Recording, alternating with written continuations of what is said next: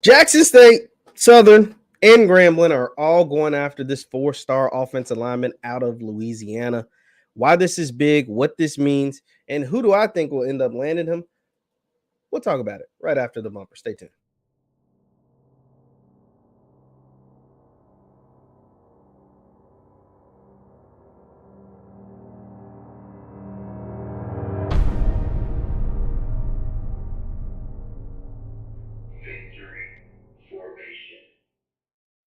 What's good people? What is good people? My name is JeffLightsyJr here at the Black Boss channel with Victor Formation. Thank you guys for tuning in. Be sure to hit that thumbs up button, like, share, subscribe, and the notification bell because we upload every single day. Now, 3 SWAC schools are going hard after this four-star offensive lineman out of Louisiana. He goes by the name of Jamall Franklin Jr. Jamall Franklin Jr., a 6'7", 350-pound offensive lineman out of Louisiana, out of Scottsville Magnet, Baton Rouge, Louisiana, Scottsville Magnet High School. Let me go ahead and show you his on three. I'm going to show you his on three scouting report. Then we're going to take a look at his Twitter and show you some things and why he is a hot commodity among SWAC schools and why I think one of these SWAC schools will land him. So if you take a look, according to On Three, he's a top 300 prospect, a top 15 prospect in the state of Louisiana, and a top 25 offensive lineman in the country. Look at the measurables: 6'7", 350 pounds. He would be an instant impact player for any offensive line in the SWAC. Period. Let me repeat that again. He would be an instant impact player for any offensive line in the SWAC. Period.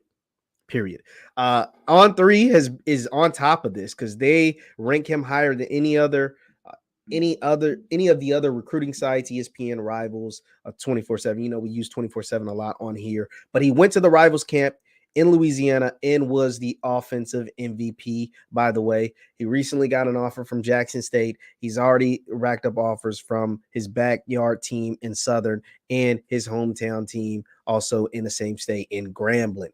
And on Three, he also got offers from schools like South Alabama, Texas Tech, and Houston. On Three is on top of it. Northwestern State, one of the power FCS schools, really good FCS school.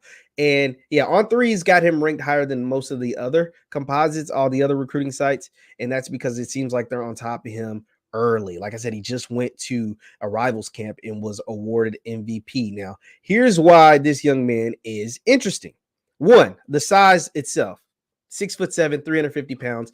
The trenches is where the SWAC will get. If the SWAC, let's be clear. Come on, let's have a real conversation about football. Every school, team, college, conference, whatever has skill players. Every single one.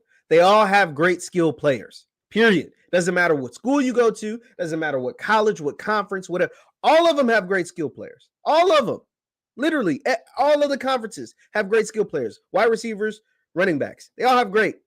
They don't all have great quarterbacks. These are where the good teams separate themselves. They separate themselves at the quarterback position and in the trenches. That's where the championship teams at any level, FCS, Division I, Division II, FBS, Power 5, Group of 5, whatever. They separate themselves in the trenches, no matter if it's defensive line or offensive line.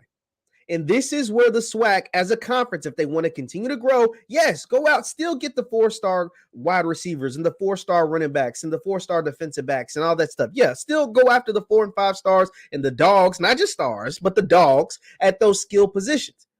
But if you want to grow the conference, if you want the teams to get better, not just competitively against SWAC schools, but other FCS schools, the North Dakota States of the world, right? Because we always hear them in comparison to Jackson State and stuff. You want to see them get better against, the high-level FCS schools outside of just the SWAC. You have to improve the trenches, period. That's it. That means O-line and D-line. O-line, D-line. Why did South Carolina State dominate Jackson State in the Celebration Bowl? Because they dominated JSU's O-line, and the South Carolina State O-line was able to push JSU around outside of James Houston. And so this young man, Mr. Jamall Franklin Jr., is 6'7", 350 pounds, and is dominating at Rivals camps. in a state, Louisiana, which is filled with talent. That is how you get better as a conference. That is how you get your teams better. You improve the trenches play and you improve the quarterback play. Another problem in the SWAC.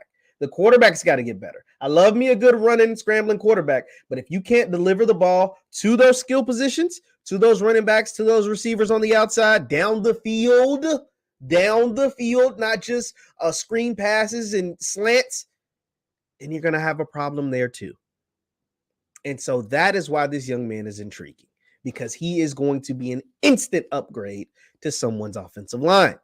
Someone who has offers from Missouri and Indiana is going to be an instant upgrade to someone's offensive line. But not only is he being offered by HBCU schools, because the offers, I mean, anybody can offer anybody.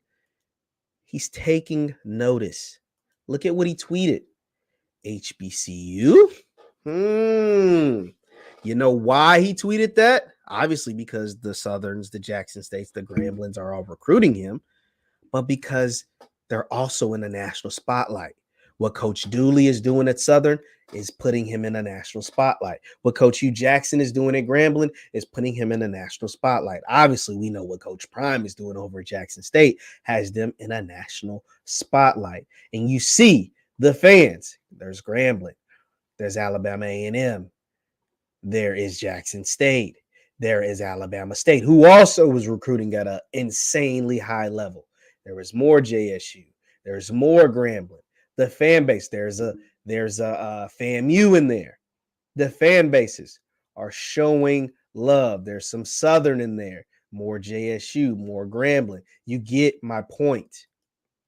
If you want to improve as a conference, you want to continue to improve your teams, your respective, schools that you root for individually, recruit young men like Jamall Franklin Jr. Now, who do I think is going to land Jamall? Well, like I said, he goes to school down there in Baton Rouge.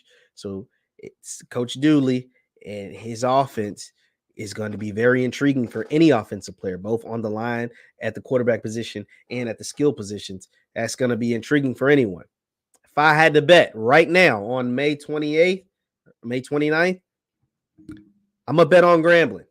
I think Grambling, Coach Jackson, the players, the weapons that he is adding to that Grambling team. Ooh, I'm talking to a few of them. Oh my, that's going to be hard for any young man to not choose. Now, granted, we have to see what it looks like on the field.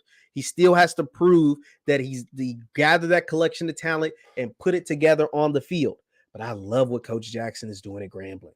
I really, really love what Coach Hugh Jackson is doing at Grambling. If I had to choose a school, I think Jamall Franklin Jr. is going to choose. I'd say the Grambling Tigers, but we have to wait and see. Leave your predictions in the comments down below. Leave who you think is going to snag Mr. Jamall Franklin Jr. And it might not be an HBCU. We're just hopeful, but getting players like that is how you push the SWAC forward, how you push HBCU football forward. Thank you guys for tuning in. Once again, my name is JeffLightsYJr with the Black Boss channel and Victory Formation. You can follow me on Instagram and Twitter at JLightsy7. Hit that thumbs up button on your way out, and I will see you next time. Peace.